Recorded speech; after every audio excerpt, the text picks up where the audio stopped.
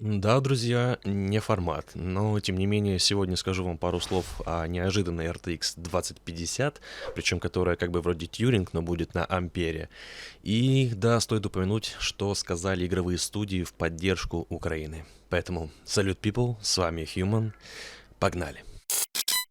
Недавно в сеть попали результаты тестов в использовании 3D Mark Firestrike. И вот RTX 2050, она оказалась примерно на 23% быстрее, нежели та же GTX 1650. И на 134% быстрее, нежели MX 450. Да, тут преимущество однозначное. Кстати, если кто вдруг не в курсе, то 450 была разработана специально для легких и тонких ноутбуков, а сама по себе обладает низким энергопотреблением. Поэтому такой прирост у RTX 2050 в принципе очевиден. Это, к слову, о том, что ранее думали, RTX 2050 будет аналогично производительности MX 570. И, кстати, несмотря на то, что RTX 2050 является видеокартой 20 серии Turing, все же в ней находится графический процессор Ampere на 2048 ядер CUDA. Ну, то есть получается, что это такая же конфигурация, как у MX 570 и RTX 3050. Правда, объем памяти тут, конечно, ограничен аж до 2 гигабайт, а ширина шины была срезана до 64, так что игровой карточкой такое не назовешь. Это скорее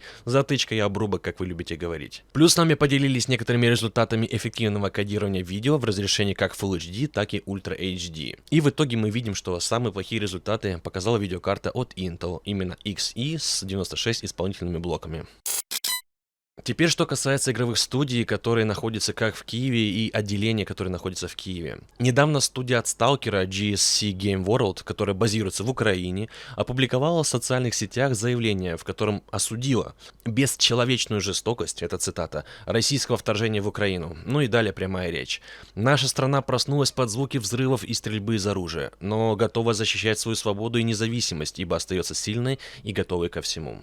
Будущее неизвестно, но мы надеемся на лучшее. Всегда уверены в наших вооруженных силах и нашей вере в Украину. На этом не все, ни одна GC откликнулась. Студия Frogwares, также базируется в столице Украины, Киеве, написала в Твиттере следующее. «Мы не можем просто стоять в стороне. Россия нападает на нашу родину и отрицает суверенитет Украины. Мы пытаемся оставаться в безопасности, но это война и других путей у нас нет. Мы призываем всех заставить Путина уйти с наших земель. Мы миролюбивая нация, и за все годы прошедшие с тех пор, как мы обрели независимость, мы никогда ни на кого не нападали и никому не угрожали. Эта ситуация повлияет на нашу работу и может разрушить наши жизни». Фух. Дальше откликнулась студия Solarium Vostok Games, еще один киевский разработчик, и он опубликовал изображение украинского флага с хэштегом Stand with Ukraine. Написали, что они в настоящее время в безопасности, но, я так понимаю, это была информация еще за 24 число. И они сказали следующее. На данный момент мы продолжаем нашу работу удаленно и будем реагировать на ситуацию в зависимости от того, как она будет развиваться. Также не остались без внимания польские разработчики 11-Bit Studios, которая стала очень популярна из-за нашумевшей антивоенной игры. Она пообещала пожертвовать всю прибыль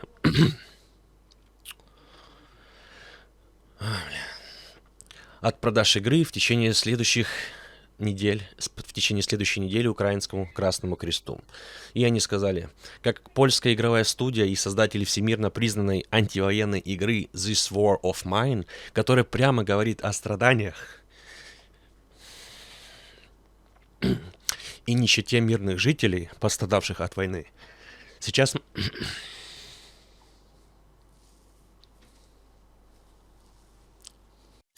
мы хотели бы сказать о заявлении нашей компании.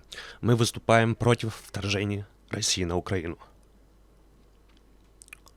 Написала... Да, блядь. Написала 11-Bit Studios, используя хэштег Fuck the War. Далее Рафаэль Ван Лиероп, глава студии The Long Dark Hinterland Games, выразил поддержку украинским игрокам, а также сочувствие российской аудитории игры, сказав им, что «вы не ваш лидер».